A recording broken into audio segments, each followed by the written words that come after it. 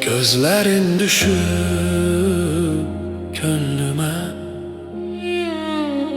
bu gece yine sendeyim. Sessiz gecenin kulağında adın, yavaş yavaş deyip yüreğimden senin. Penceremden bakıram boş sokaklara,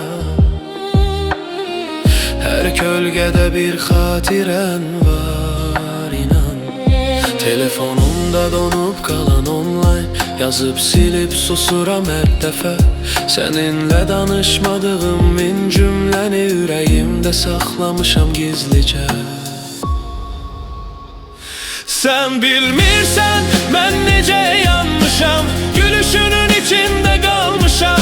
Bir gel desen her şeyi bırakıp kaçaram yoluna düşünmeden an. Gel biraz da kal yüreğimde, bu sevgi dardı sığmır içime. Sana değilmemiş o sözleri okuyur gözlerim senin yüzüne.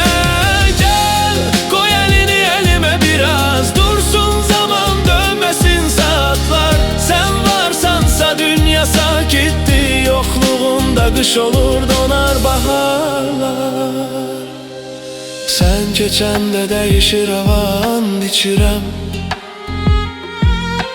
küley beler ihtiyatla esir senden. Adımı yavaşça çek senin dodakların, koy eşitsin yüreğin özü menden. Başka hiç kese danışmadığım hikayemi sana saklamışam. Gözyaşımı bile gizledi billerle, bir gülüşüne pay ayırmışam.